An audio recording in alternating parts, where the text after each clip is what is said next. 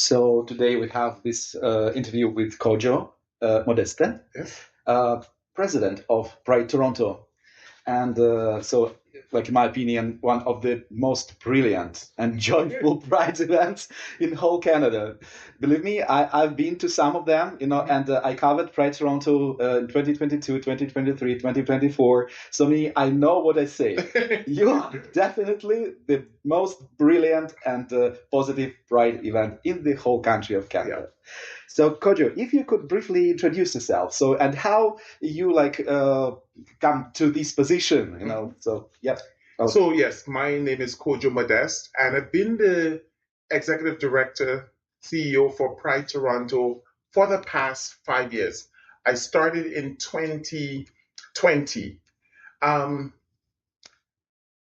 Prior to that, I was working in healthcare, and Okay. I had no interest. But after visiting World Pride in New York, and visiting the Stonewall and hearing of how Pride started, really getting a better understanding of what Pride is and what Pride means, I wanted to get involved more on getting on the board or being more involved. And today I have landed the position as executive director. It is not a position that I take lightly. Primarily, I was born in a country where it is still illegal to be queer. Mm-hmm.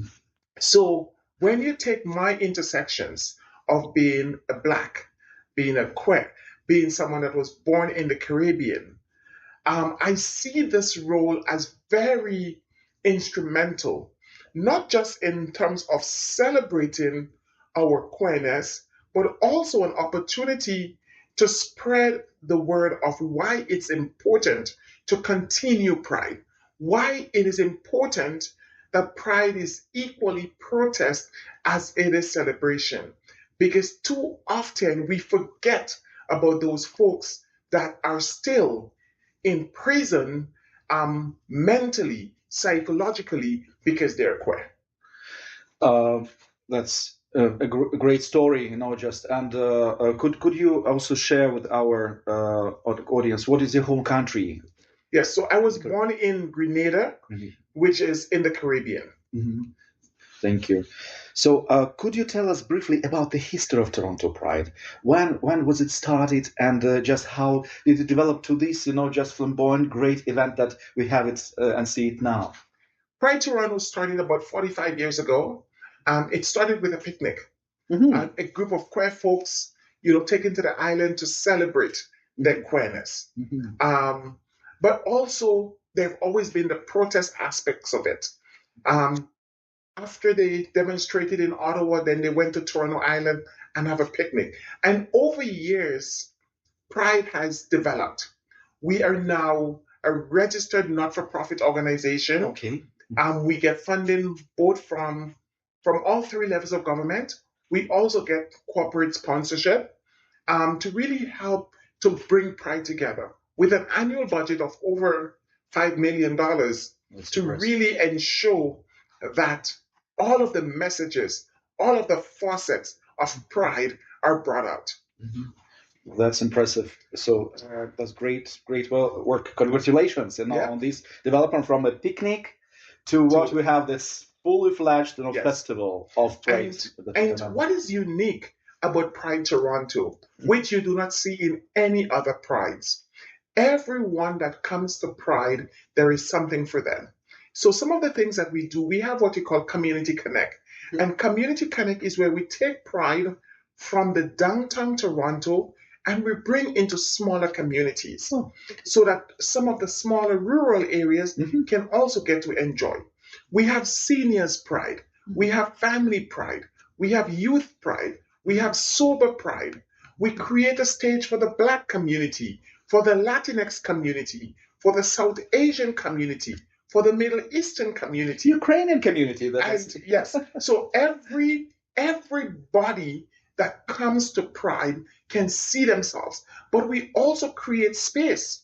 When the war started in Ukraine, we created space. The Ukrainian contingent led part of the Pride because it's also really important that we do not forget our siblings, wherever they are in the world, we need to make sure that they're incorporated in the important work that we do. That sounds great. So, Kojo, how active is Pride Toronto apart from the festival? So, just do you operate like the whole year round? Like, if you could say Yes, about that. Pride operates year round. So outside of the festival, we celebrate International Women's Day. We celebrate Black History Month.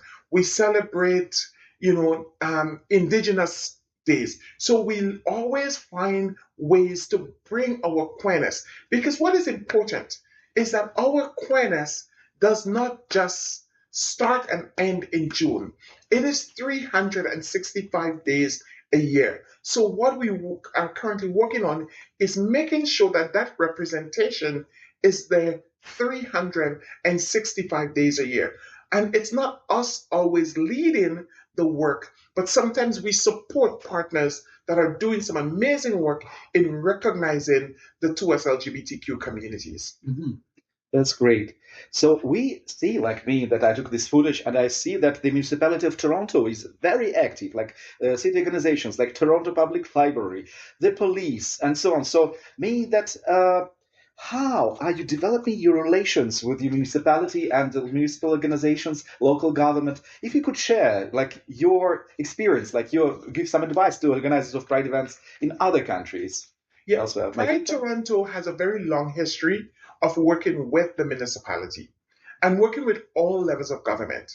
And there are times that different leaders may choose not to engage, but we have a responsibility. We are also taxpayers, so we engage all three levels. And if you look at our Pride Guide, we have a message from the mayor, we have a message from the premier, we have a message from the prime minister. But it goes beyond that in terms of ensuring that the different groups, whether it is the library association, the school board, EMS, and the list goes on, we work with them. We are also fortunate to receive funding from all three levels of government, from the city, the province, and the federal government. And again, it's about building relationships. And here in Canada, we are fortunate to have government that respect, for most cases, the rights of the 2S LGBTQ community. And we will continue to work. We will continue to advocate. Um, Really important that we as queer individuals also make our voice known during election time. So we have to get out and vote. We don't sit back. So we also, create campaigns around election time, encouraging our members to get out and vote. Thank you, Kojo. So, and another question, like in your personal opinion, like what is the first of all, how many people participate normally, like on average, in Mhm. Toronto Pride, like these years? So for the past 3 years, in-person celebrations, we have seen over Pride Month just around 3.2 million people engaging in the Pride. That's impressive. We bring in $500 million to the GDP and $250 million in taxable revenue. So we are a significant part of the economic development of our community also. That's impressive. Congratulations on this. So now, what I've heard in the recent news that unfortunately, Pride Toronto Festival has faced like around 900,000 shortage, yeah, so of funding that was, as far as I understand, is not connected with the situation in Canada, but rather across the southern border, probably. So could you comment on this and how do you face this challenge and how do you move forward regardless of the situation that is here now? Yeah, we currently are facing a challenge in terms of sponsors pulling out, sponsors reducing, but also large US corporations that have participated in the Pride before are choosing not to. And it's shameful. It's an embarrassment. We believe that a lot of this have to do with what the legislation that are coming out of the US. However, we have also seen Canadian companies step forward and wanting to engage and wanting to be part of the work that we're doing. So, despite those challenges, we're seeing Canadian companies coming up. Um, no one wants to be in that position. On the very last minute, hearing that you would have lost your funding. That being said, we are encouraged. We are encouraged by what we're seeing, not just companies, but also individuals stepping up and saying, I want this Pride to continue. Because one of the things that is unique about Pride Toronto also, it is a free event. Um, you don't pay to go on to go into any of our events. So that makes it unique and very special. I know that Pride Toronto is part of Dignity Network. Could you tell a little bit about your engagement in this network? How important it is for Pride Toronto? Yeah, so we work very closely with Dignity Network.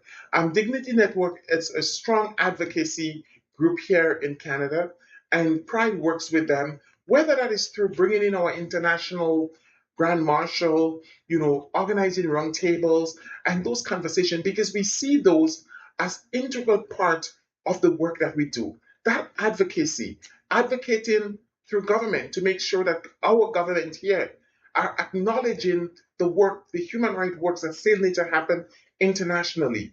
So the work that we do and the work that Dignity Network does really complement each other.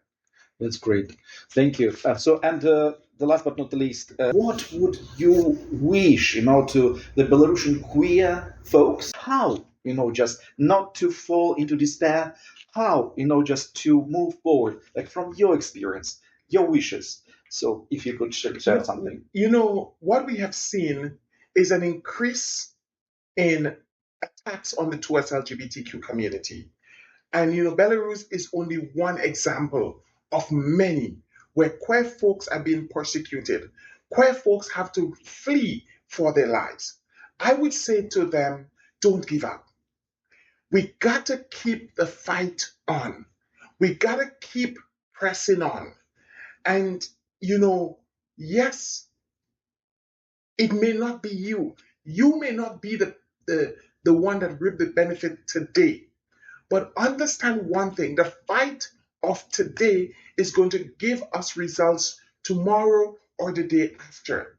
So when we fight, we're not just fighting for ourselves, but we're fighting for the younger generation. We're fighting for those that have not even come as yet. We have to also acknowledge that a lot of these anti-queer, movement are being funded through places like Russia, through places like the US, and a lot of the right wing movements. So, we have to stand up. We have to also be there for each other. We got to protect each other. So, I would say to my siblings in Belarus, in Nigeria, in Ghana, in Kenya, and the list in even our queer folks in Russia, let us stick together. Let us not allow this to divide us. Let us not allow them to break us, but we need to hold fast. But also, the message to those of us that are able to be our authentic self. We need to remember every time we raise a pride flag, you're not just raising that pride flag because you are free. You're raising that pride flag for your siblings in other countries that cannot raise that pride flag on their own. So again, I say to my siblings in Belarus, when we raise that pride flag in Toronto, this is not just to celebrate Toronto, but this is we're raising that flag to send a message that queer rights are human rights. Thank you so much, Kojo.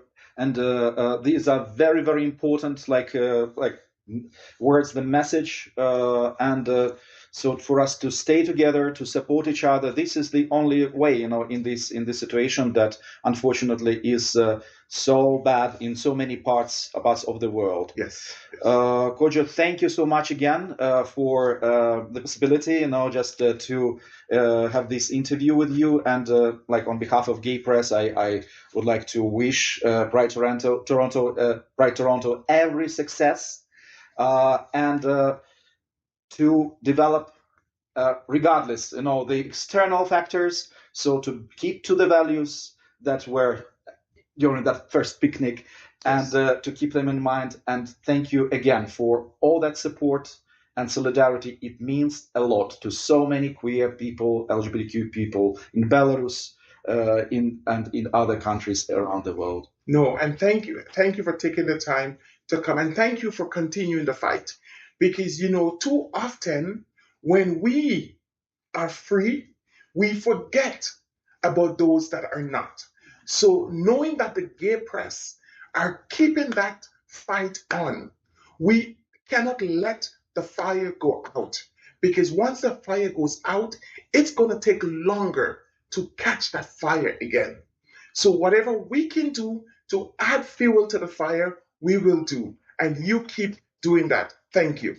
Thank you so much, Kojo. Thank you.